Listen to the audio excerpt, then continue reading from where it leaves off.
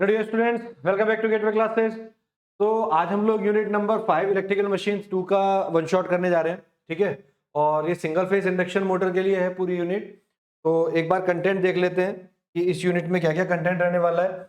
इसमें आपको पढ़ना है double field revolving theory, equivalent circuit, no load block rotor test, starting methods, repulsion motor and universal motor. तो देखो यार, एक चीज आप समझो इसमें, जो ज्यादातर चीजें हैं ना, जैसे डबल फील्ड रिवॉल्विंग थ्योरी है, ठीक है, स्टार्टिंग मेथड्स हैं, ये क्वेश्चन आपने फर्स्ट ईयर में भी पढ़े हैं, ठीक है। तो ये कोई ऐसा नहीं है कि जो आप पहली बार पढ़ने जा रहे हो। तो वही चीज है, वही आंसर लिखना है, ऐसा नहीं है कि फर्स्ट ईयर में कम लिखना था अब ज्यादा लिखना है, वही चीज है। और ये क्वेश्चन भी सबसे ज्यादा पूछा जाता है कि डबल फील्ड रिवॉल्विंग थ्योरी क्या होती है, स्टार्टिंग मेथड्स क्या है। मैं देख रहा हूँ पिछले 5 साल में से कम 5 से 6 बार तो ये क्वेश्चन है। और मजे की बात देखो, लास्ट ईयर तो एक ही क्वेश्चन 2 बार पूछ लिया गया। सेक्शन बी का भी लास्ट क्वेश्चन यही था और सेक्शन सी का भी लास्ट क्वेश्चन यही था। बाद में हो सकता है चेंज कराया हो, बट पेपर में यही आया था। तो इंपॉर्टेंट है, यहीं से क्वेश्चन जनरली पूछ लिए जाते हैं। ये टॉपिक बढ़ाए गए हैं। इक्विवेलेंट सर्किट आप पहली बार पढ़ेंगे, no load block rotor test आप पहली बार पढ़ेंगे, रिपल्शन मोटर, यूनिवर्सल मोटर का जस्ट इंट्रोडक्शन है, बहुत ज्यादा डीप में हमें नहीं जाना है। वर्किंग कैसे होती है, कितने टाइप्स के होते हैं, बस इतना पढ़ना है, ठीक है जी। तो चलिए स्टार्ट करते हैं। सबसे पहले बात करेंगे principle of single phase induction motor. देखो 22-23 में भी आया, 21-22 में भी आया, 20-21 में भी आया, मैंने ज्यादा लिखा नहीं है, 3-4 बार ये क्वेश्चन आ चुका है। तो सबसे पहले जब आपने 3 फेज इंडक्शन मोटर के बारे में पढ़ा था, तो वहां पर क्या था मेन चीज कि भाई यहां पर हम 3 फेज सप्लाई देते हैं। 3 फेज सप्लाई देने से एक रोटेटिंग मैग्नेटिक फील्ड डेवलप होता है, और रोटेटिंग मैग्नेटिक फील्ड की वजह से क्या होता है, मोटर आपकी सेल्फ स्टार्ट हो जाती है। ये सब 3 फेज इंडक्शन मोटर में होता था। लेकिन अब जब सिंगल फेज की बात करेंगे तो यहां पर तो हम एक ही फेज की सप्लाई दे रहे हैं। अब सिंगल फेज सप्लाई से आपका जो फील्ड बनेगा वो पल्सेटिंग होगा, वो रोटेटिंग तो बनेगा नहीं। यानी कि एक साइकिल पॉजिटिव होगी, एक साइकिल निगेटिव होगी। तो उसकी वजह से जो फील्ड बनेगा या तो वो पॉजिटिव होगा या वो निगेटिव होगा। तो उसकी वजह से क्या होगा कि आपकी मोटर जो है वो स्टार्ट नहीं हो पाएगी due to the pulsating magnetic field, ठीक है जी। तो इसलिए हम क्या कहते हैं कि जो हमारी सिंगल फेज इंडक्शन मोटर होती है वो सेल्फ स्टार्ट नहीं होती है। तो यही चीज हमने लिखी होगी यहाँ पे कि भाई जो when AC single phase supply is given to the stator winding, a pulsating field is produced, और जिसकी वजह से रोटर घूम ही नहीं पाता है। Therefore A single phase induction motor is not self starting, और इसको किसी और तरीके से हमें घुमाना पड़ता है। तो इसीलिए यहाँ पे जो टॉपिक का नाम आया मेथड ऑफ स्टार्टिंग, कि भाई अगर ये सेल्फ स्टार्ट नहीं है तो कैसे स्टार्ट करेंगे। खैर उस पर हम बाद में जाएंगे। अब इसी चीज को हम समझते हैं डबल फील्ड रिवॉल्विंग थ्योरी से। डबल फील्ड रिवॉल्विंग थ्योरी से इसको हमें समझना है कि भाई डबल फील्ड रिवॉल्विंग क्या थ्योरी क्या है। तो जो हमारा फील्ड था, जो हमारी सप्लाई थी, वो कुछ इस तरह से थी सिंगल फेज। इसमें एक पॉजिटिव है, एक निगेटिव है। तो एक पॉजिटिव एक निगेटिव फील्ड देंगे। तो यहां पे हम क्या बात करें कि अपने फील्ड को हम एक ना मान के हम ये कहेंगे कि साहब इससे जो फील्ड डेवलप हो रहा है वो फाई एफ है, और इससे जो हो रहा है वो फाई बी है। दोनों की डायरेक्शन जो है वो अपोजिट है, दोनों की डायरेक्शन जो है वो अपोजिट है। तो डबल फील्ड हम इसी को बोलते हैं, डबल रिवॉल्विंग फील्ड। और ये दोनों फील्ड रोटेट कर रहे होंगे, सेम स्पीड पर रोटेट कर रहे होंगे, बट इनकी जो डायरेक्शन होगी वो एक दूसरे के अपोजिट होगी। एक एंटी क्लॉकवाइज डायरेक्शन में होगा, दूसरा हमारा क्लॉकवाइज डायरेक्शन में घूम रहा होगा, क्योंकि निगेटिव डायरेक्शन है, ठीक है। तो जब ये दोनों एक दूसरे के नेगेटिव डायरेक्शन में घूम रहे होते हैं तो हमारा जो रिजल्टेंट होता है उस पर क्या इफेक्ट पड़ रहा है वो आपको यहाँ पे समझना पड़ेगा, ठीक है। तो हमने दो चीजें मान ली कि भाई हमारा फाई एफ और फाई बी दो फील्ड बन रहे हैं, दो कंपोनेंट है, एक एंटी क्लॉकवाइज डायरेक्शन में घूम रहा है, दूसरा क्लॉकवाइज डायरेक्शन में घूम रहा है, ठीक है जी। अब इन दोनों का जो रिजल्टेंट रहेगा वो कितना होता है, फाई एम बाई टू, यानी कि एक का जो होता है, जो रिजल्टेंट रहेगा एक का, वो मैग्नीट्यूड कितना होगा, फाई एम बाई टू, ठीक है।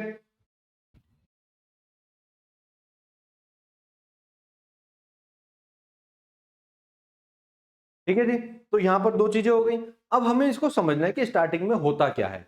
अब देखो मैं इसको बहुत आराम से समझते हैं कि एट स्टार्ट दोनों कंपोनेंट एक दूसरे के जस्ट अपोजिट होते हैं, जिसकी वजह से रिजल्टेंट फ्लक्स जो होता है हमारा वो जीरो होता है। अब थ्योरी तो खैर आप पढ़ेंगे ही पढ़ेंगे इसकी, मैं आपको डायग्राम की हेल्प से थोड़ा सा समझाता हूं, ठीक है। मान लीजिए कि वो दो कंपोनेंट ये हैं बेटा, एक कंपोनेंट हमारा ये है, ठीक है, और एक कंपोनेंट हमारा ये है। ये हमारा फाई बी है, ये हमारा फाई एफ है। फाई एफ हमारा एंटी क्लॉकवाइज डायरेक्शन में जा रहा है, फाई बी हमारा क्लॉकवाइज डायरेक्शन में जा रहा है। जब हमारा थीटा जो है वो 0 डिग्री है। कितना है? 0 डिग्री है। जब हमारा थीटा 0 डिग्री है या 180 डिग्री कह लो, ये दोनों एक दूसरे के एंटी फेज में, यानी कि ये इधर जा रहा है, ये इधर है, दोनों का मैग्नीट्यूड बराबर है, तो बेटा इन दोनों का रिजल्टेंट कितना होगा? रिजल्टेंट तो 0 होगा ना, इन दोनों का जो रिजल्टेंट होगा वो तो 0 होगा।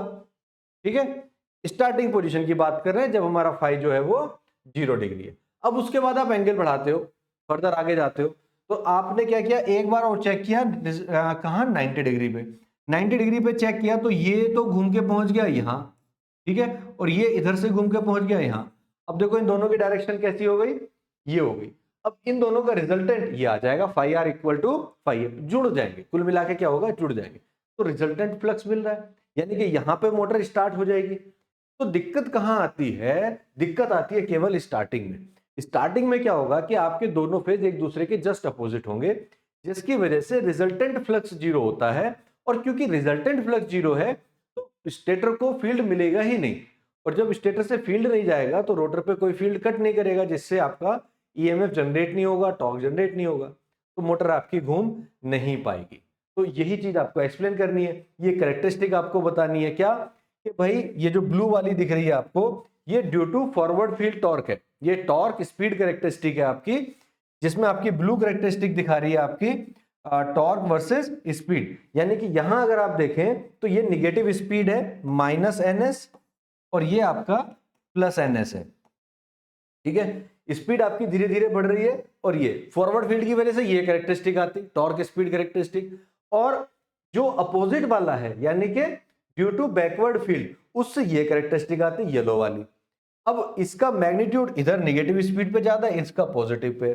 तो अगर हम रिजल्टेंट निकाले तो जो व्हाइट लाइन आ रही है ये आपको रिजल्टेंट दिखेगा। ये क्या दिखेगा आपको?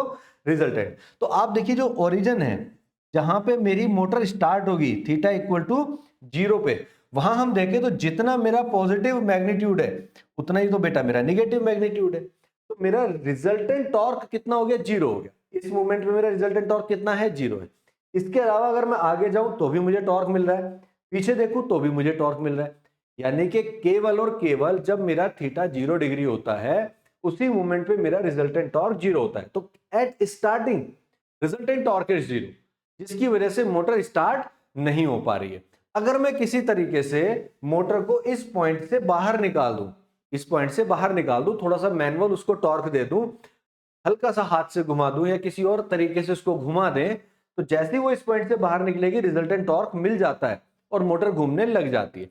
तो हमको क्या करना है? मोटर को इस पॉइंट से बाहर निकालना है, अगर उसे स्टार्ट करना है। यही फील्ड, जिसमें दो फील्ड हमने बनाए हैं, फाई बी और फाई एफ, दो फील्ड हो गए, दोनों फील्ड रिवॉल्व कर रहे हैं, इसीलिए इस थ्योरी का नाम दिया गया है डबल फील्ड रिवॉल्विंग थ्योरी।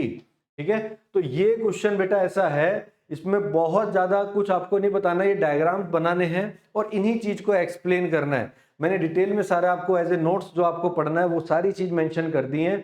तो यही चीज फाइनल निकल के आती है कि भैया स्टार्टिंग में टॉर्क हमारा 0 होता है, जिसकी वजह से मोटर अपने आप तो स्टार्ट नहीं हो पाएगी। दैट इज द रीजन के सिंगल फेस इंडक्शन मोटर कभी सेल्फ स्टार्ट नहीं होती है, उनको बनाना पड़ता है सेल्फ स्टार्ट। ठीक है, क्या तरीके हैं सेल्फ स्टार्ट बनाने के, we will discuss it later in this video. ठीक है, उसमें हम आगे चल के बात करेंगे। ठीक है जी, अब बात करते हैं इक्विवेलेंट सर्किट की। तो इक्विवेलेंट सर्किट आपने उसमें भी बनाया था, 3 फेस में भी बनाया था, सिंगल फेस में भी हम बनाएंगे। ठीक है, तो इक्विवेलेंट सर्किट को आप इसमें बना लेंगे। इसमें क्या है, जितनी भी चीजें हैं, दोनों जो फील्ड है हमारे क्लॉकवाइज और एंटी क्लॉकवाइज डायरेक्शन में जो हमारे फील्ड रोटेट कर रहे हैं, उन दोनों फील्ड के लिए हमें दोनों फ्लक्स के लिए इक्विवेलेंट सर्किट बनाना पड़ेगा। तो एक सर्किट हम बनाएंगे फॉरवर्ड के लिए, एक सर्किट हम बनाएंगे बैकवर्ड के लिए। ठीक है, अच्छा इसमें एक चीज और आप ध्यान रखेंगे, इसको हम बना रहे हैं रेफर टू स्टेटर साइड। ठीक है, रेफर टू स्टेटर साइड। दो चीजें रहेंगी, एक हमारी स्टेटर वाइंडिंग रहेगी बेटा, और दो हमारी इमेजिनरी रोटर वाइंडिंग रहेंगी। ठीक है, one rotor is rotating in forward direction, एक वाइंडिंग फॉरवर्ड डायरेक्शन के लिए, एक हमारी बैकवर्ड डायरेक्शन के लिए। तो ये तो हो गई हमारी स्टेटर की वाइंडिंग। ठीक है, ये हो गई हमारी स्टेटर की वाइंडिंग। ये जो पोर्शन है ये हमारी रोटर की वाइंडिंग हो गई, R2/S और X2। ये कब है? जब हमारा फॉरवर्ड फील्ड है। किसके लिए? फॉरवर्ड फील्ड के लिए। ठीक है जी, तो ZF हमने निकाल दिया, कितना हो जाएगा R2/S और X2। ये हो गया हमारा नो लोड कंपोनेंट R0 और X0। ये सेक्शन पर्टिकुलर किस चीज के लिए, हमारा फॉरवर्ड फील्ड को रिप्रेजेंट कर रहा है। दूसरा सेक्शन हमारा बैकवर्ड फील्ड को रिप्रेजेंट कर रहा होगा। सेम चीज हमें नीचे बनानी है, बस the difference is backward field के लिए ये जो R2/S है ये R2/2 - S रहेगा, और ये X2 है तो X2 ही रहेगा, R0 X0 as it is रहेगा। यहां जो करंट होगी I2F होगी, यहां जो करंट होगी वो I2B होगी। तो this is the equivalent circuit of a single phase induction motor, ठीक है, जो आपको बनाना है। तो एक बार पूछा गया था ये क्वेश्चन, 2 नंबर में आया हुआ है, लेकिन 2 मार्क्स में ये क्वेश्चन पूछा गया था। देखो सबसे ज्यादा पूछे जाने वाला क्वेश्चन तो वही है, डबल फील्ड रिवॉल्विंग थ्योरी और मेथड ऑफ स्टार्टिंग। सबसे ज्यादा यही क्वेश्चन पूछे गए हैं। पिछले 5 साल में उठा के देखो, इन 2 क्वेश्चन से पूरा पेपर बना दिया जा रहा है, ठीक है। लेकिन हम ये नहीं कह सकते कि हमेशा इन्हीं में से पूछा जाएगा, भाई हमको सब पढ़ना है, तो हम लोग तो सारा टॉपिक कवर करके चलेंगे, ऐसा नहीं कि 2 क्वेश्चन पे बेस्ड होके जाएंगे। आगे बढ़ते हैं, बात करेंगे किसकी, नो लोड टेस्ट की और ब्लॉक रोटर टेस्ट की। जो टेस्टिंग होती है ये पिछले साल आपसे पूछा गया था 7 मार्क्स में। तो 2 तरीके के टेस्ट परफॉर्म करते हैं, नो लोड टेस्ट और block rotor test. No load test में हम कोई लोड नहीं डालते, और जब हम लोड नहीं डालते हैं तो हम ये मान के चल रहे हैं कि भाई प्रैक्टिकली हमने स्लिप को ऑलमोस्ट जीरो कर दिया है। और अगर स्लिप को हम लोग जीरो कर दें तो जो हमारा R2/S वाला कंपोनेंट था वो इधर की तरफ क्या था, R2/S, और अगर S को जीरो कर दिया तो भैया इन्फिनिटी हो जाएगा ना। तो ये वाला जो इंपिडेंस है ये कितना हो जाएगा, इन्फिनिटी। तो इसको ओपन सर्किट से शो कर देंगे, ठीक है। इधर ये R0 था, ये इन्फिनिटी हो जाएगा। इधर R2/2 - S था, 2 - S, तो S को जीरो करेंगे तो R2/S आ जाएगा, ठीक है। ये केवल फॉरवर्ड फील्ड के लिए हमने बनाया, रिवर्स फील्ड के लिए ये हो जाएगा, ठीक है जी। तो R2/S और X2 आ जाएगा, ये हमारा आ जाएगा total equivalent circuit for a no load test, ठीक है। अब इक्विपमेंट हम वैसे लगाएंगे, सीरीज में एमीटर लगाएंगे, पैरेलल में एक वोल्टमीटर लगाएंगे, एक वॉटमीटर लगाएंगे पावर मेजरमेंट के लिए। जब हमने कोई लोड नहीं लगाया है तो हमारे यहाँ पे जो करंट फ्लो कर रही है वो I0 होगी, ठीक है। तो हमारी जो मेजरमेंट होगा बाय वॉटमीटर हमने W0 मेजर किया, बाय वोल्टमीटर V0 मेजर किया, I0 मेजर किया एमीटर से। तो W0 इक्वल टू हो जाएगा V0 I0 cos phi not. यार ये सब वही है जो आप 3 फेज में करते थे, जो ट्रांसफॉर्मर में करते थे, कुछ नया नहीं है, तो घबराना बिल्कुल नहीं है। मतलब बहुत आसान चीज है जो आपने बस इसका डायग्राम एक बार प्रैक्टिस कर जाना, हमें क्या बनाना है, इसी को सिंप्लीफाई करके हमने यहाँ बना दिया, इसी को सिंप्लीफाई करके यहाँ बनाया है, कुछ नया काम हमने नहीं किया है। तो नो लोड पावर फैक्टर हो जाएगा cos phi W0/V0 I0, ठीक है। मोटर की जो स्पीड है वो ऑलमोस्ट इक्वल हो जाएगी सिंक्रोनस स्पीड के, ठीक है, ताकि स्लिप क्योंकि हम लगभग जीरो मान रहे हैं, hence R2/S becomes and act as open circuit in the equivalent circuit. Hence for the forward rotor circuit the branch R2/S and JX2 get eliminated. तो ये वाली जो ब्रांच है वो हट जाएगी, ठीक है जी, ये आ गया। अब आगे बात करते हैं, इसको ही हम कर रहे हैं अभी नो लोड टेस्ट को।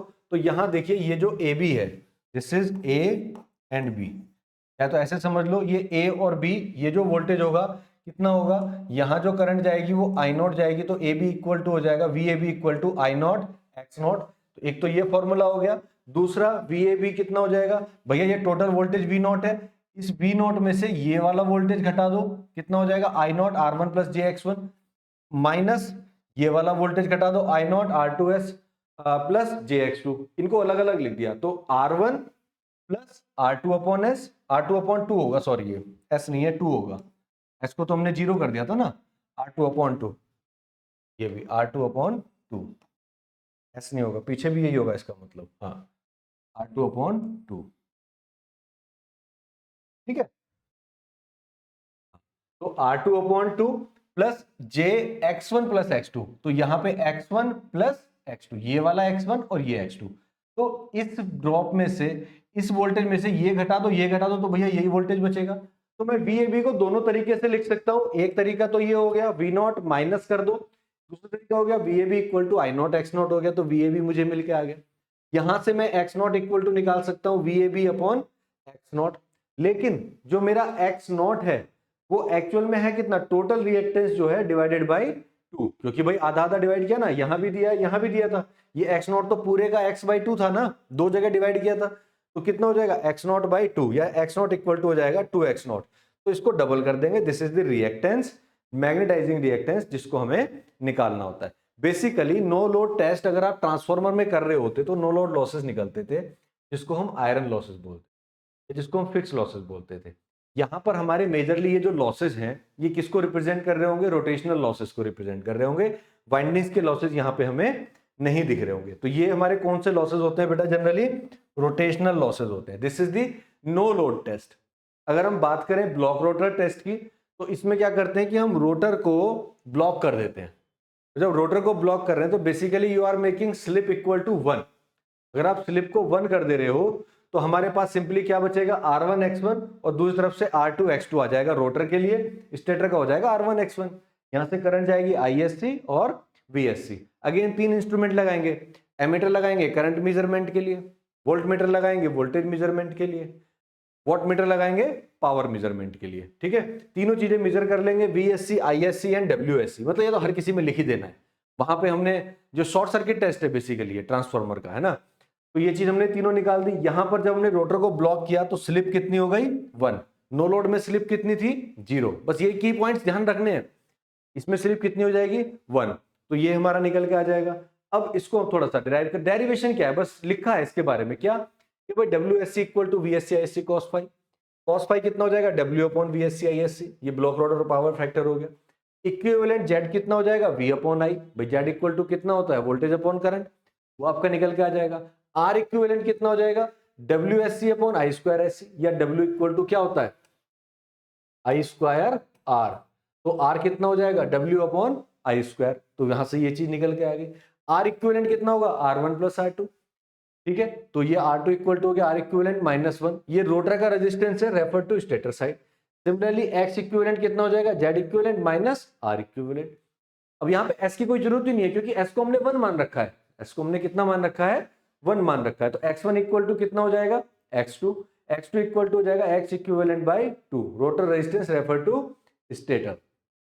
ठीक है, तो इस तरह से आप सारे पैरामीटर्स निकाल सकते हो। ये बेसिकली शॉर्ट सर्किट टेस्ट है और इस टेस्ट से आप यहाँ पे वाइंडिंग्स के लॉसेस को कैलकुलेट कर सकते हो। ठीक है, तो वहां से हमने रोटेशनल लॉस निकाल दिए, यहाँ से हम वाइंडिंग के लॉसेस निकाल लेते हैं। तो ये दोनों टेस्ट हम परफॉर्म करते हैं to calculate all the parameters of single phase induction motor, कि भाई क्या क्या हमारे कितने लॉसेस हो रहे हैं, कहाँ पे क्या लॉसेस हो रहे हैं, वो सारी चीजें आप कैलकुलेट करते हो।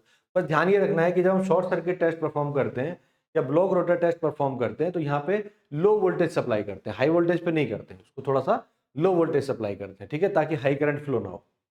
ठीक है जी, ये हो गया। अब बात आती है कैसे हम एक सिंगल फेस इंडक्शन मोटर को सेल्फ स्टार्ट बना सकते हैं।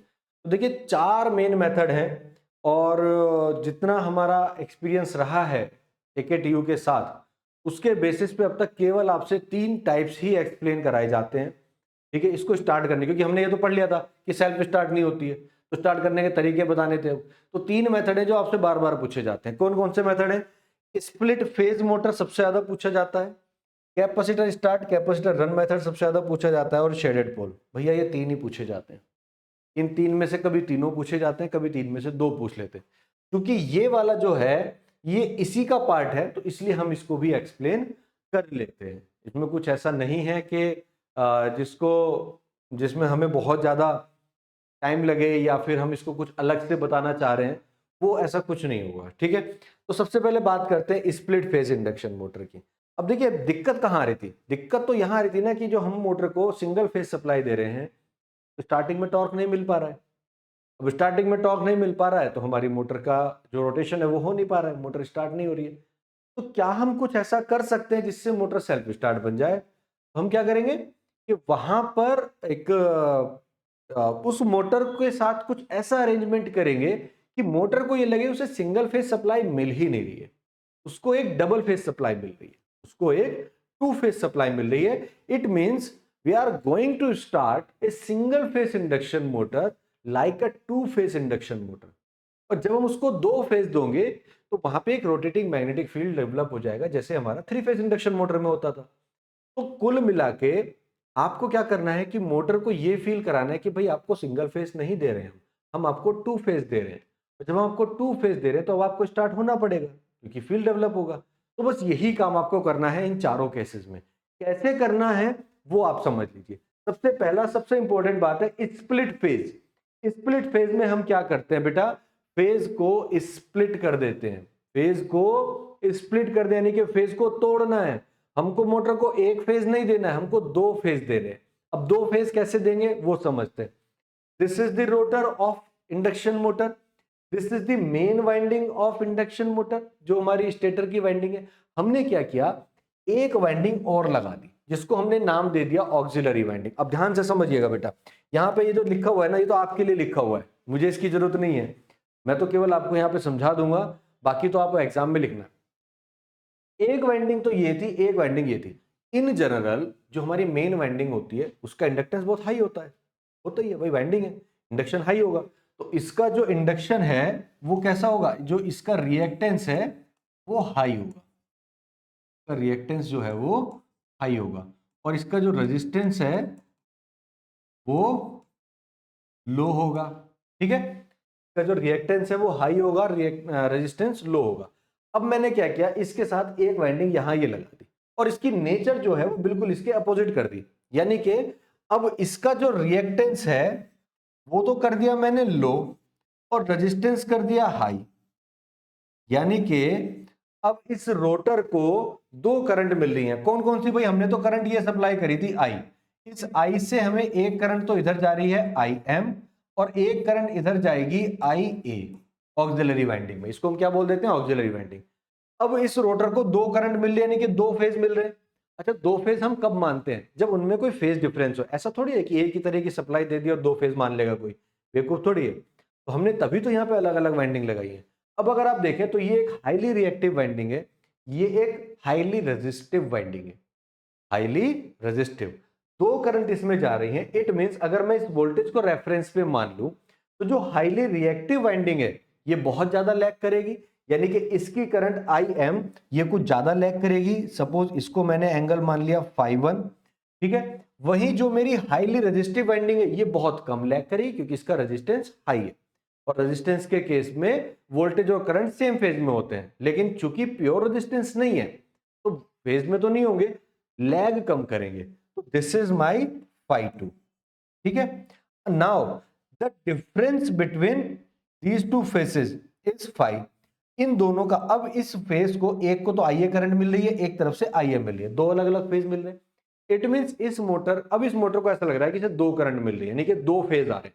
और जब दो फेज मिलेंगे तो ये motor as a two phase induction motor start हो जाएगी, as a two phase induction motor ये स्टार्ट हो जाएगी, ठीक है। क्योंकि यहां पर हम दोनों को, इसका इन दोनों का रिजल्टेंट मिल रहा है आई, एक रिजल्टेंट करंट आई इसमें फ्लो होगी, जिसकी वजह से एक रिजल्टेंट फ्लक्स जनरेट होगा जो इस मोटर को घुमा देगा और इसको सेल्फ स्टार्ट बना देगा, ठीक है। बट जब ये मोटर घूमने लग जाएगी, जब ये मोटर अपना स्टार्ट हो जाएगी, क्योंकि दिक्कत कहां थी, दिक्कत तो केवल स्टार्टिंग में जो थी, स्टार्टिंग टॉर्क 0 था, बाकी जगह तो टॉर्क मिल रहा है। तो अननेसेसरी इस बेंडिंग को क्यों रखना सर्किट में।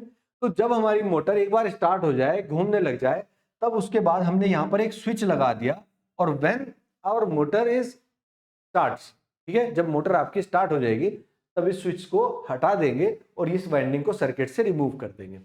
उससे क्या फायदा होगा कि भैया ये बिना वजह का रेजिस्टेंस तो सर्किट में इंसर्ट कर रखा है, रेजिस्टेंस अगर हमारा ज्यादा होगा तो लॉसेस भी बढ़ रहे होंगे, तो हमारी परफॉर्मेंस और पुअर हो जाएगी। तो इसको तो हम केवल, हमने एज ए स्टार्टिंग वाइंडिंग लगाया, जब हमारा काम निकल गया तो इसको हमने सर्किट से हटा दिया। जब सर्किट से हटा दिया, अब हमारी मोटर जो है वो स्टार्ट हो रही है, अब उसको फर्क नहीं पड़ता टू फेज है, एक बार वो घूमने लगेगी तो उसको टॉर्क मिलेगा ही मिलेगा, ठीक है जी। तो इस तरह से जो हमारी फेज है उसको हमने स्प्लिट कर दिया, इस आई को हमने स्प्लिट कर दिया आई एम में और आई ए में। इसी को बोलते हैं फेज स्प्लिटिंग मेथड। इसको हम क्या बोल देते हैं, फेज स्प्लिटिंग मेथड, जिसमें हम फेज को स्प्लिट करते हैं। रोटर को हमें दो फेज मिल रहे हैं, ठीक है, और वो as a two phase induction motor start हो जा रही है। This method is known as split phase motor, ठीक है। अब आगे बात करते हैं, दूसरा है हमारा कैपेसिटर स्टार्ट इंडक्शन मोटर। अब क्या किया हमने भाई, ये तो समझ गए कि इसको स्प्लिट करना है। अब हमने क्या किया कि इस ऑक्सिलरी वाइंडिंग में, जो कि हमारी हाईली रेजिस्टिव थी, इसमें हमने एक कैपेसिटर और लगा दिया, एक कैपेसिटर लगा दिया। ठीक है। अब ये वाली वाइंडिंग तो हमारी हाईली रिएक्टिव है। कैसी है? Highly reactive. ठीक है। और ये जो वाइंडिंग है, ये जो वाइंडिंग है ये कैपेसिटिव है। ये कैसी है? कैपेसिटिव। ये कैपेसिटिव वाइंडिंग है।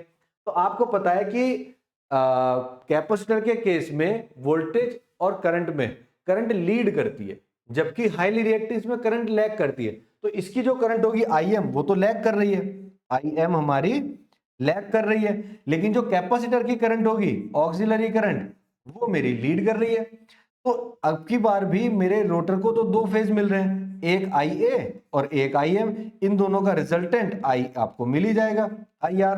तो मोटर फिर से as a two phase induction motor start हो जाएगी। तो आप कहोगे सर दोनों में डिफरेंस क्या है, पहले वाले में और इसमें? तो भाई पहले वाले में और इसमें डिफरेंस ये है कि आप देखो, जब आपने एक ऑक्सिलरी वाइंडिंग लगाई तो वो भी लैग कर रहा था ना। ओवरऑल तो मेरा पावर फैक्टर लैग ही कर रहा है, तो मेरे मशीन में लॉसेस बढ़ रहे हैं। जैसे ही मैंने कैपेसिटर को इंट्रोड्यूस किया सर्किट में, पावर फैक्टर लीड कर गया। ठीक है, रिजल्टेंट करंट मेरी अप हो गई, ये पावर फैक्टर जो है पहले से इंप्रूव हो गया। तो कैपेसिटर लगाने से मेरी मशीन की परफॉर्मेंस इंप्रूव होती है, लॉसेस कम होते हैं, बढ़ते नहीं है। तो कैपेसिटर लगाने में तो मुझे फायदा है। लेकिन ये जो मेथड है कैपेसिटर स्टार्ट इंडक्शन मोटर, इस मेथड में हमने स्विच दे दिया। हम ये कह रहे हैं कि जब मोटर स्टार्ट हो जाए तो इस स्विच को आप ओपन कर दो। आप इस स्विच को ओपन कर दो, जब 70 to 80% ऑफ स्पीड इसकी पहुंच जाए तब आप स्विच को ओपन कर दो। लेकिन क्या इसका कोई खास फायदा है? जब हम एक तरफ तो ये कह रहे हैं कि भाई इस कैपेसिटर को लगाने से तो हमें फायदा हो रहा है, हमारा पावर फैक्टर इंप्रूव कर रहा है, और अगर पावर फैक्टर इंप्रूव कर रहा है तो फिर इसको क्यों हटाएं? तो इसीलिए इस मेथड को हम यूज नहीं करते हैं। यही मेथड है, इसमें से अगर इस स्विच को एलिमिनेट कर दो तो ये मेथड कहलाएगा capacitor start capacitor run method. ध्यान से देखिएगा, this is the capacitor start capacitor run method. Same है जो पहले था, बस यहां वाला स्विच गायब है, हटा दिया हमने। क्यों? हमें पता है जब परफॉर्मेंस इंप्रूव हो रही है तो हम स्विच को क्यों लगाएं, हमें इसको नहीं हटाना है। हम चाह रहे हैं कि मोटर इसी के साथ रहे स्टार्ट होती हुई, ये कैपेसिटर हमेशा इसमें कनेक्टेड रहे। कैपेसिटर कनेक्टेड रहेगा तो पावर फैक्टर इंप्रूव्ड रहेगा। तो this method is known as capacitor के साथ स्टार्ट किया, कैपेसिटर के साथ रन करा रहे हैं, इसलिए capacitor start capacitor run motor.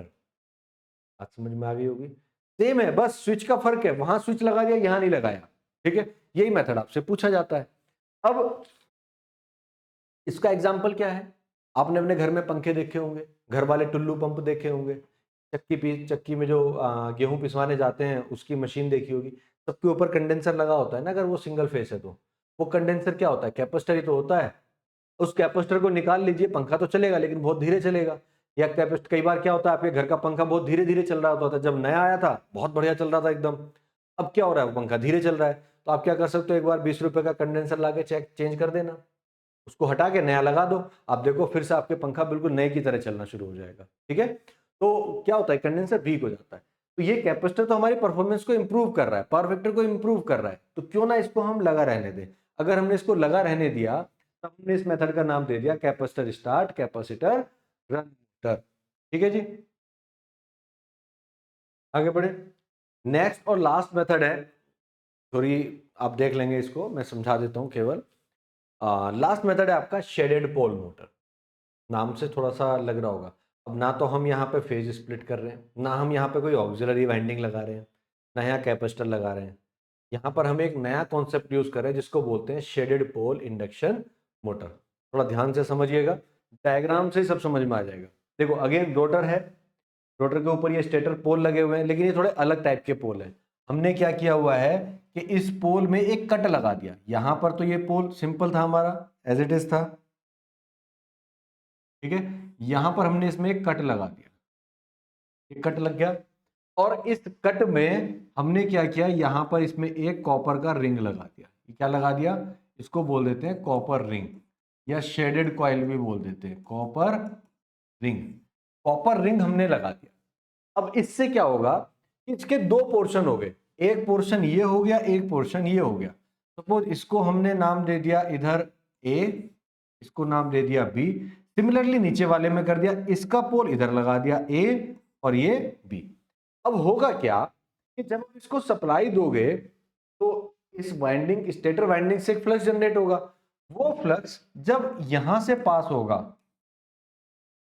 ठीक है, जब यहां से पास होगा तो इस पाथ का रिएक्टेंस कम होगा, इस पाथ का रिएक्टेंस कम होगा। लेकिन ये वाला जो पाथ है, जो ये वाला पाथ है, इस पाथ में चूंकि कॉपर की कॉइल लगाई हुई है, इसको हमने हाईली रिएक्टिव बनाया हुआ है, तो इस पाथ का रिएक्टेंस ज्यादा होगा।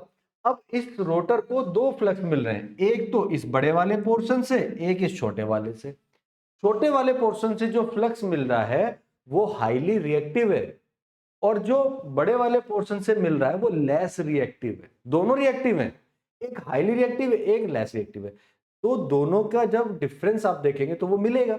एक हाईली रिएक्टिव है, मैं कह रहा हूं कि भाई एक का जो फेज है, सपोज ये वोल्टेज है, एक आपका ऐसे आ रहा है मेन पोल से और एक आपका शेडेड पोल से आ रहा है, तो अभी भी तो दो अलग अलग फेज मुझे मिल ही रहे हैं ना। तो इस रोटर को तो अभी भी दो फेज मिल रहे हैं, तो अगेन ये motor as a two phase induction motor start हो जाएगी। तो शेडेड पोल में हम क्या करते हैं, इस पोल में कट लगाते हैं, एक कॉपर का रिंग यहां पर प्लेस कर देते हैं, ताकि इस पाथ का रिएक्टेंस कम रहे और इस पाथ का रिएक्टेंस बढ़ जाए। दोनों से जब रिएक्टेंस हमको मिलेगा, रोटर को जो रिएक्टेंस पास होगा वो अलग अलग होंगे, जिसकी वजह से अगेन रोटर को ये लगेगा कि उसको टू फेज सप्लाई मिल रही है, and then motor will start like a two phase induction motor. ठीक है, तो this is the method known as shaded pole induction motor. ठीक है, इसको आप समझ लेंगे। ठीक है, बाकी जो लिखने वाला है वो आप इसमें लिख सकते हैं फिल्टर करके, मैंने नोट्स की फॉर्म में आपको ये पूरी चीज डाल दी। ठीक, आगे कुछ एप्लीकेशंस हैं। एप्लीकेशन में तो देखो सीधे सा मैं आपको बताऊं, सबसे ज्यादा यूज होने वाला जो मेथड है वो कैपेसिटर मेथड है, क्योंकि उसमें पावर फैक्टर इंप्रूव हो रहा है। ठीक है, बाकी आप लिखना चाहें तो लिख सकते हैं, स्प्लिट फेस को आप ब्लोअर में, सेंट्रीफ्यूगल पंप्स में, ड्रिल मशीन, लेथ मशीन में यूज करते हो। कैपेसिटर स्टार्ट को ज़्यादातर जगह यूज़ करते हो, पंप में, कंप्रेशर में, फैन में, ब्लोअर में, इन सब चीज़ों में भी यूज़ करते हो। पंप्स में यूज़ करते हैं बहुत। ठीक है, परमानेंट स्प्लिट कैपेसिटर मोटर जो होती है उसको फैन में, ब्लोअर में, इन सब चीज़ों में भी यूज़ करते हैं। रेफ्रिजरेटर कंप्रेशर में यूज़ करते हैं। तो इसमें ऐसा कुछ नहीं है कि स्पेसिफिकली आपको लिखना, कोई सी मोटर कहीं पे भी यूज़ कर लेते हैं। प्रैक्टिकली बात बताऊँ तो ऐसा कोई स्पेसिफिक एप्लीकेशन नहीं है कि जिसके बेसिस पे आप इसको बहुत स्पेसिफिकली डिफाइन करें। आप इसको नॉर्मली डिफाइन कर दें तो सफिशिएंट रहता है। ठीक है जी, नेक्स्ट आ जाते हैं हम अपना रिपल्शन मोटर पे। ये आपका बहुत कम पूछा गया है, हालांकि सिलेबस में तो बहुत पहले से है और पहले और भी टॉपिक थे, बट इस यूनिट में जितना हमने अब तक पढ़ लिया, इस आधा 35-40 मिनट के टाइम में, 30-35 मिनट हुए हमें स्टार्ट करते हुए, ज़्यादातर तो क्वेश्चन इसी में से आ जाते हैं बेटा। ठीक है, यहीं से क्वेश्चन आते हैं। न्यूमेरिकल्स बहुत रेयरेस्ट टू रेयर है कि कोई क्वेश्चन बना दें। न्यूमेरिकल्स नहीं आते हैं, थ्योरेटिकली यूनिट है, थ्योरेटिकली क्वेश्चन आते हैं। जितना मैंने आपको अब तक बता दिया है इसी में से क्वेश्चन आपके बन जाते हैं। अब आपके दो ही टॉपिक बचते हैं इसमें, एक रिपल्शन मोटर और एक यूनिवर्सल मोटर। रिपल्शन मोटर जो है ये आपका प्रिंसिपल ऑफ रिपल्शन पे वर्क करती है। भाई आपको किसी चीज़ को मूव कराना है, दो तरीके हैं, या तो आप उस पर अट्रैक्शन फोर्स लगाओ या रिपल्शन फोर्स लगाओ। आप एक मैग्नेट लो, ठीक है, उसका नॉर्थ पोल जिधर है, दूसरी मैग्नेट का भी नॉर्थ पोल उसी के साथ में लगाओगे तो वो दूर भागेगी ना आपसे। तो वहां पर आप क्या कर रहे हो, रिपल्सिव फोर्स का यूज कर रहे हो for the motion, for the movement. तो यही कहलाता है आपका रिपल्शन मोटर कॉन्सेप्ट। इसी में आप दो फील्ड में, दो फील्ड इस तरह से जनरेट करते हो कि वो दोनों फील्ड एक दूसरे को अपोज करें। जब वो अपोज करेंगे एक दूसरे को तो जो मूवमेंट जनरेट होगा, उस मूवमेंट की वजह से उसको हम बोलते हैं रिपल्शन मोटर, क्योंकि वो प्रिंसिपल ऑफ रिपल्शन पे वर्क कर रहे हैं। दोनों फील्ड एक दूसरे का अपोज कर रहे थे, एक फील्ड कह रहा था दूर भाग, ठीक है ना, दूर भगा रहा है, तो वो मोटर उसी से घूम रही है, तो वो प्रिंसिपल ऑफ रिपल्शन कहलाता है। तो कुछ इस तरह का अरेंजमेंट होता है। ठीक है, यहाँ पर हमारा पोल्स लगे होते हैं, ये रोटर है, इसके ऊपर वाइंडिंग है, और दो इसके अंदर ये ब्रशेस लगे होते हैं जो अंदर से शॉर्टेड होते हैं, कम्यूटेटर सेगमेंट होता है। तो a repulsion motor works on the principle of repulsion between two magnetic field. कौन कौन से, एक फील्ड तो हमारा प्रोड्यूस होता है स्टेटर वाइंडिंग से, ठीक है, और दूसरा जो फील्ड है वो हमारा आर्मेचर वाइंडिंग से प्रोड्यूस होता है। It is a single phase AC motor design to provide very high starting torque. बहुत हाई स्टार्टिंग टॉर्क के लिए इसको हम यूज करते हैं। This motor use a DC type armature. इसकी जो आर्मेचर होती है ना, ये डीसी टाइप आर्मेचर होती है। जो आर्मेचर होती है डीसी टाइप होती है। अब डीसी टाइप क्यों होती है? क्योंकि डीसी मोटर में, ये उसमें पढ़ा होगा आपने, डीसी मोटर में हमारा ब्रशेस लगे होते हैं, कम्यूटेटर सेगमेंट होता है, तो इसी तरह का ये हमारा रोटर है। तो इसीलिए हमने इसको बोल दिया कि डीसी टाइप आर्मेचर मोटर है, जिसमें हमारा एक कम्यूटेटर भी है और जो ब्रशेस हैं वो शॉर्ट सर्किट होते हैं। जो ब्रशेस हैं वो शॉर्ट सर्किट होते हैं। जब भी हम स्टेटर को एनर्जी देंगे, भाई एसी सप्लाई हम इसको दे रहे हैं, जैसे ही हम इसको एसी सप्लाई देंगे तो इसकी वजह से क्या होगा, एक अल्टरनेट फ्लक्स प्रोड्यूस होगा, एक ईएमएफ जनरेट होगा आर्मेचर में। भाई ये तो हमारा प्रिंसिपल है, भाई हमने इसको एक सप्लाई दी, यहाँ पे एक अल्टरनेटिंग फ्लक्स जनरेट हुआ, उसने इन कंडक्टर्स को कट किया, तो यहाँ पर एक ईएमएफ जनरेट होगा। अब जब वो ईएमएफ जनरेट होगा, वो तो हमारे the direction of induced current depends on the brush position. Current जो डेवलप होगी वो ब्रश की पोजीशन पे डिपेंड करेगी कि ब्रश हमारे कहाँ लगे हुए हैं, क्योंकि कम्यूटेटर सेगमेंट है, उससे हमारी करंट पता चलेगी। Armature current create it's on magnetic field. जब आर्मेचर में करंट जाएगी तो वो भी अपना फील्ड बनाएगी, वो भी अपना अलग फील्ड बनाएगी। ठीक है। Torque appears only when the brush axis is neither aligned nor perpendicular to the main field। Torque केवल तभी आएगा जब हमारे ब्रश एक्सिस अलाइन नहीं होगा। अगर ये अलाइन है तो टॉर्क प्रोड्यूस नहीं होगा। ठीक है, या तो ये परपेंडिकुलर होना चाहिए मेन फील्ड के। ठीक, तो इस तरह से ये मोटर वर्क करती है। अब इसके 3 मोड होते हैं वर्क करने के। सबसे पहला, जब ब्रश हमारी अलाइन होती है फील्ड एक्सिस के साथ, जो ये वाला मोड था। आप ये देखिए, ये हमारा फील्ड एक्सिस है नॉर्थ साउथ, दिस है, ठीक है, this is the field axis. इसी के साथ हमारे ब्रशेस जो है वो अलाइंड है, यानी कि अभी हमारा जो थीटा है वो 0 डिग्री है। दोनों फील्ड के बीच में जो हमारा एंगल है वो 0 डिग्री है। तो रोटर एंड स्टेटर पोल जो है वो एक ही लाइन में आ जाएंगे। इक्वल एंड अपोजिट टॉर्क हमारा प्रोड्यूस हो जाएगा, जिसकी वजह से नेट टॉर्क हमारा 0 होगा। ठीक है जी। दूसरी सिचुएशन क्या है कि भैया ब्रशेस को हमने 90 डिग्री पे शिफ्ट कर दिया। ठीक है, ब्रशेस को हमने 90 डिग्री पे शिफ्ट कर दिया, जैसा कि यहां पर दिख रहा है। अब अगर हम ब्रशेस को 90 डिग्री पे शिफ्ट कर देते हैं तो ईएमएफ हमारा बैलेंस्ड हो जाएगा। और अगर ईएमएफ बैलेंस्ड हो गया, दोनों जगह बराबर ईएमएफ बन रहा है, तो भी हमारा नेट ईएमएफ 0 होगा। और नेट ईएमएफ 0 होगा तो उसकी वजह से भी नेट टॉर्क हमारा 0 होगा। तीसरी आती है हमारी कंडीशन, जहां पर हम एंगल को 0 से 90 के बीच में रखते हैं। This is the working condition of repulsion motor, जिसमें मोटर एक्चुअली आपकी वर्क करेगी। तो जब भी आपकी जो ब्रश की पोजीशन होगी वो ये वाली होगी, this is alpha, this is alpha. जब भी पोजीशन ये वाली होगी, उस केस में हमारा ईएमएफ अपीयर हो जाएगा, जिसकी वजह से करंट फ्लो होगी। आर्मेचर फील्ड स्टेटर फील्ड के साथ इंटरैक्ट करेगा, जिसकी वजह से एक रिपल्शन टॉर्क जनरेट होगा, जिसकी वजह से एक रिपल्शन टॉर्क जनरेट होगा और आपकी मोटर जो है वो घूमना स्टार्ट कर जाएगी। टॉर्क कब मैक्सिमम होगा? जब थीटा इक्वल टू 45 डिग्री होगा, उस मोमेंट पे हमारा टॉर्क मैक्सिमम होगा। ये कैरेक्टरिस्टिक है टॉर्क की और स्पीड की। ठीक है, इस तरह से टॉर्क आपका बढ़ रहा है 45 डिग्री पे। जब एंगल हमारा 45 होगा उस समय पे टॉर्क हमारा मैक्सिमम होगा। ठीक है, इतना होगा, मैक्स होगा। ठीक है, मैक्सिमम टॉर्क होगा। ये बात हो गई। अब ये तो हुआ कि भाई मोटर हमारी क्या होती है, कैसे वर्क करती है। अब अगर हम बात करें कैटेगराइजेशन की, तो हम इस मोटर को 4 कैटेगरी में डिवाइड कर सकते हैं। पहला है रिपल्शन मोटर, फिर है कंपनसेटेड रिपल्शन मोटर, फिर है repulsion start induction run motor. ये रिम नहीं है, रन मोटर है, run motor, repulsion induction motor. तो देखो, इसको तो हम ऑलरेडी डिस्कस कर चुके हैं, इसकी तो हम बात नहीं करेंगे,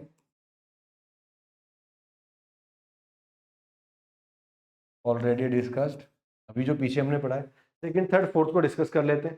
compensated repulsion motor, this is the compensated repulsion motor. इसमें हम रोटर की जो आर्मेचर है इसी पे कंपनसेटेड वाइंडिंग लगाते हैं, जो सीरीज में होती है। ठीक है, स्टेटर फील्ड के अंदर की तरफ। ठीक, it is the modified version of repulsion motor, modified version है। It often require that motor should run at constant speed पे हम इसको रन कराते हैं हाई पावर फैक्टर के साथ। This condition can be met by the use of additional inner stator winding which is smaller than the other commutator winding। ठीक है, वो हमने लगा दिया। The torque developed are thus additive। इसकी वजह से क्या होगा, जो टॉर्क डेवलप होगा वो एडिटिव होगा। दोनों वाइंडिंग से जो टॉर्क डेवलप होगा वो ऐड हो जाएगा, ऐड हो जाएगा तो वो और ज्यादा हाई टॉर्क आपका प्रोड्यूस होगा। ठीक है, तो टॉर्क, हाई टॉर्क के लिए भी हम इसको यूज करते हैं। It is connected in series with the rotor winding, rotor winding के साथ सीरीज में हम ये कनेक्ट करते हैं। It consist of additional set of brushes, इसमें एडिशनल सेट ऑफ ब्रशेस हम ये लगाते हैं, ये ब्रशेस कंपनसेटिंग वाइंडिंग में लगाने के लिए एडिशनल सेट ऑफ ब्रशेस हम इसमें यूज कर रहे हैं, ठीक है। The machine with this modification run with improved power factor as the quadrature drop in the field winding is neutralised और compensated with this additional winding, ठीक है।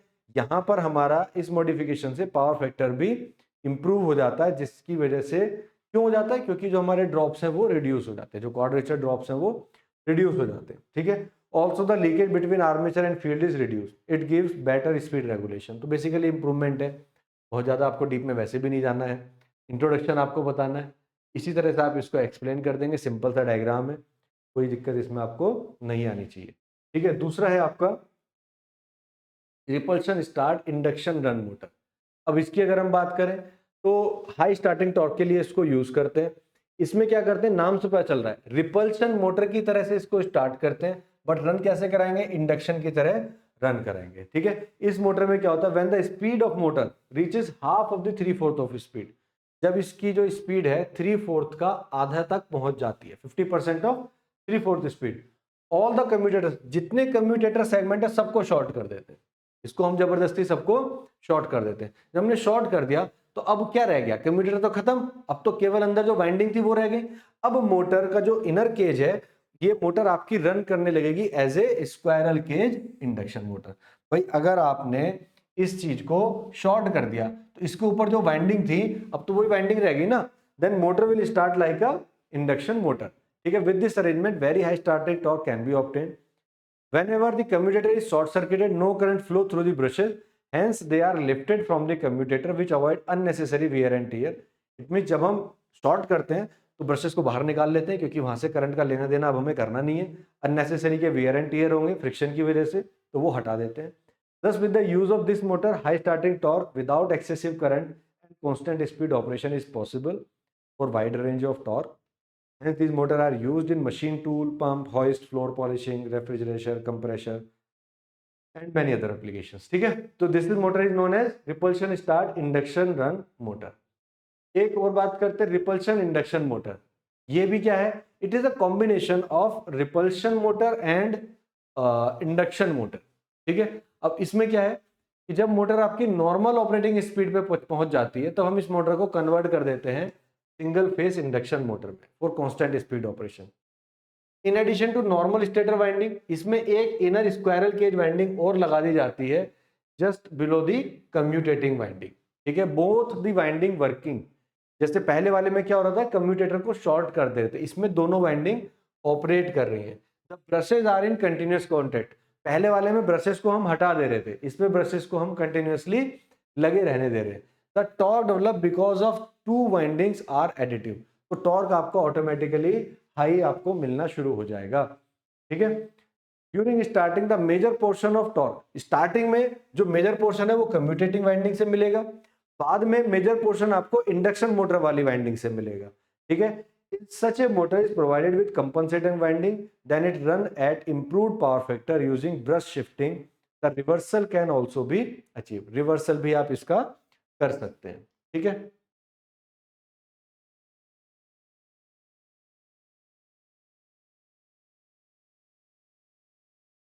चलिए नेक्स्ट और लास्ट टॉपिक देख लेते हैं एक बार, यूनिवर्सल मोटर।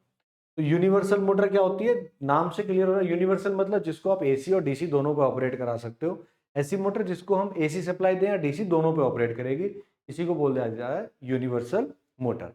अब इसमें क्या है, ये एक सीरीज वाउंड मोटर होती है जिसमें फील्ड वाइंडिंग सीरीज में कनेक्ट होती है आर्मेचर के साथ, which gives is very high starting torque. जैसे सीरीज मोटर में होता है ना बहुत हाई स्टार्टिंग टॉर्क होता है, वैसे ही इसमें भी हाई स्टार्टिंग टॉर्क होता है और बहुत हाई स्पीड पे ये टॉर्क मिल जाता है, यानी कि 3500 आरपीएम पे आप इसको यूज कर सकते हो। However when supplied with AC, जब एसी पे इसको यूज करते हैं तब इसकी स्पीड थोड़ी सी कम हो जाती है, ठीक है, क्योंकि जो रिएक्टेंस है वो भी आपका पिक्चर में आ जाता है। भाई अगर एसी पे यूज कर रहे हो फ्रीक्वेंसी होगी, रिएक्टेंस आपका पिक्चर में आएगा, रिएक्टेंस आएगा तो ड्रॉप बढ़ेंगे, तो स्पीड आपकी ऑटोमेटिकली थोड़ी सी कम हो जाती है एज कंपेयर टू डीसी। अगर हम बात करें कंस्ट्रक्शन की, तो this is the construction of universal motor, ठीक, इधर नॉर्थ पोल साउथ पोल, ये वाइंडिंग है आपकी रोटर के ऊपर, ठीक है। और कंस्ट्रक्शन की अगर बात करें तो जो इसकी कंस्ट्रक्शन है वो काफी हद तक डीसी सीरीज मोटर की जैसी होती है, जैसे डीसी सीरीज मोटर की होती थी ना, कुछ उसी तरह की होती है। कम्यूटेटर इसमें भी लगा होगा, ठीक है। एक स्टेटर होता है जिसमें लैमिनेटेड मैग्नेटिक स्टेट पोल्स होते हैं, ये स्टेटर हो गया आपका, ठीक है। इसके जो पोल्स होते हैं वो लैमिनेटेड मैग्नेटिक पोल्स होते हैं। सीरीज फील्ड वाइंडिंग होती है, आप देखिए जो फील्ड वाइंडिंग है वो हमारी सीरीज में है, ठीक है। तो सीरीज फील्ड वाइंडिंग होती है। लैमिनेटेड कोर यूज करते हैं, वो तो हम हर वाइंडिंग में उसमें करते हैं, कोई भी मोटर होगी उसमें आप हमेशा लैमिनेटेड कोर ही यूज करोगे। क्यों यूज करेंगे? To reduce eddy current losses and hysteresis losses, ठीक है। एडी करंट लॉसेस को मेनली कंपनसेट करते हैं। वाउंड आर्मेचर होती है विद कम्यूटेटर, ठीक है, तो वो हमारा लगा हुआ है वाउंड, ये हमारा कम्यूटेटर है, इसके साथ वाइंडिंग लगी हुई है, ठीक है। कार्बन ब्रश लगे होंगे करंट कलेक्शन के लिए और टू इम्प्रूव बेटर कम्यूटेशन, ये हमारे ब्रशेज लगे हुए हैं, ठीक है, चाहे तो लिख लो, ब्रशेज, कम्यूटेटर, ठीक है। और आर्मेचर स्लॉट्स बने होते हैं जो स्ट्रेट भी हो सकते हैं, स्क्यूड भी हो सकते हैं। स्क्यूड इसलिए बनाते हैं to reduce the noise and जो हमारे जो रिपल्स हैं उसको रिमूव करने के लिए हम इसमें स्लॉटिंग करते हैं। The entire magnetic path is laminated to reduce eddy current generated by AC current, ठीक है। अब दोनों का ऑपरेशन समझ लेते हैं। अगर वर्किंग प्रिंसिपल की बात करें, जब हम इसको डीसी सप्लाई देंगे तो डीसी सप्लाई देंगे, फील्ड वाइंडिंग को जब हमने सप्लाई दिया तो एक मैग्नेटिक फ्लक्स प्रोड्यूस होगा, सेम करंट फ्लो होगी through armature conductor, armature conductor में करंट फ्लो करना शुरू कर जाएगी। एक फोर्स एक्सपीरियंस होगा F इक्वल टू BIL, जिसकी वजह से एक टॉर्क प्रोड्यूस होगा और मोटर आपका घूमना स्टार्ट कर देगी। और कौन सा प्रिंसिपल रहेगा? Direction of rotation is given by Fleming's left hand rule. यहीं जब हम इसको AC सप्लाई देते हैं तो मोटर जो है वो अभी भी यूनिडायरेक्शनल टॉर्क देगी। क्यों? क्योंकि जो फील्ड करंट और आर्मेचर करंट है वो एक ही साथ रिवर्स होंगी क्योंकि सीरीज में है। जबकि फील्ड करंट रिवर्स होगी तभी आर्मेचर करंट भी रिवर्स होगी क्योंकि सीरीज में है। तो इसकी वजह से क्या होगा, दोनों में जो करंट प्रोड्यूस होगी वो सेम डायरेक्शन में होगी, जिसकी वजह से चाहे एसी की पोलैरिटी चेंज हो जाए डायरेक्शन चेंज नहीं होगी, डायरेक्शन सेम ही रहेगी दोनों की। तो टॉर्क हमेशा सेम डायरेक्शन में लगेगा, जिसकी वजह से मोटर हमेशा एक ही डायरेक्शन में रोटेट करती रहेगी, एक ही डायरेक्शन में वो रोटेट करती रहेगी। कब? जब आप उसको एसी सप्लाई दे, ठीक है। अब ये दो तरीके की होती है, एक non compensated with concentrated poles और एक compensated type with distributed field, ठीक है। नॉन कंपनसेटेड टाइप में क्या होता है कि non compensated motor has two salient pole, दोनों लैमिनेटेड होते हैं, दो सैलिएंट पोल होते हैं। अब इस डायग्राम में तो पोल नहीं दिखाए हुए हमने, सिंपल डायग्राम बना हुआ है। The armature is of wound type and the laminated core is either straight और स्क्यूड स्लॉट, जो पहले भी बताया था। Lead of the armature winding are connected to the commutator. यहाँ पे बेसिकली हमने कोई एक्स्ट्रा वाइंडिंग यूज नहीं की है, सिंपल ये जो नॉर्मल यूनिवर्सल मोटर है ये वही है जो हम पढ़ रहे थे अभी, ठीक है। High resistance brushes are used along with the type of motor to help better commutation. तो जो अभी हम पढ़ रहे थे ना इससे पीछे, ये वही नॉन कंपनसेटेड हम पढ़ रहे थे। जब आप कंपनसेटेड की बात करोगे तो एक एडिशनल वाइंडिंग आप इसमें यूज करोगे। तो अगर हम बात करें कौन सा, second type, that is compensated type with distributed, तो यहां पर हमने कंपनसेटेड वाइंडिंग यूज कर ली, बस ये डिफरेंस है। यहां पर हमने एक कंपनसेटेड वाइंडिंग यूज कर ली है। The compensated type universal motor consist of distributed winding and the stator core is similar to that of the split phase motor, जैसे स्प्लिट फेज मोटर में होती है। अब जैसे we know that split phase motor consists of an auxiliary winding in addition to the main winding, तो main winding के अलावा एक कंपनसेटेड वाइंडिंग हमने इसमें भी लगा रखी है, ठीक है। और the compensating winding helps in reducing the reactance, ये कंपनसेटिंग वाइंडिंग क्या करेगी, रिएक्टेंस को रिड्यूस करने में आपकी हेल्प करेगी, which is cause due to the alternating flux when the motor runs with the AC supply. जब एसी पे रन कर रही होगी तभी इसका काम आएगा, डीसी पे इसका कोई काम नहीं है। जब एसी पे लगा रहे होंगे तो ये रिएक्टेंस को कंपनसेट करने का काम करेगी, और जब रिएक्टेंस कंपनसेट हो जाएगा तो आपका जो परफॉर्मेंस है वो पहले से इम्प्रूव हो जाएगी, ठीक है। तो इस तरह से यूनिवर्सल मोटर आपने एंड कर दिया है, और इस यूनिट में इतना ही था, छोटी यूनिट है, थ्योरेटिकल है। इंपॉर्टेंट क्वेश्चन मैं आपको बता ही चुका हूँ कि सिंगल फेज इंडक्शन मोटर आपसे पूछा जाएगा, डबल फील्ड रिवॉल्विंग थ्योरी पूछी जाएगी, मेथड ऑफ स्टार्टिंग पूछा जाएगा, no load block rotor test पूछे जाएंगे। 4 क्वेश्चन बता रहा हूँ, 4 में से आपके 2 से 3 क्वेश्चन हर बार आ रहे हैं, आप उठा के देख लीजिए कोई भी 5 साल के पेपर, तो वो सारी चीज़ें हमने कवर कर ली हैं। थ्योरी हो लग सकता है, कहीं पे आपको लगे कि सर ने ज़्यादा थ्योरी लिखी है, तो वो इसलिए बेटा जब एग्जाम में जाओगे ना तो लिखने पे नंबर मिलते हैं। केवल कॉन्सेप्ट पता होता है, आप 4 लाइन लिख कर जाओगे तो नंबर नहीं मिलेंगे, तो नोट्स भी मुझे डिलीवर करना है। दैट इज़ वाई कि इसमें नोट्स भी इंक्लूड आपके रहते हैं। तो आपको अगर चीज़ें समझ में आ गई तो आप वैसे भी समझ के लिख सकते हो, लेकिन फिर भी थोड़ी-सी आपको नोट्स की फॉर्म में चीज़ें चाहिए। तो वो सारी चीज़ें भी मुझे ध्यान रखनी होती हैं और मैं आपको इंक्लूड करके देता हूँ। तो चलिए इसके बाद मिलते हैं नेक्स्ट क्लास में, ठीक है? Thank you very much.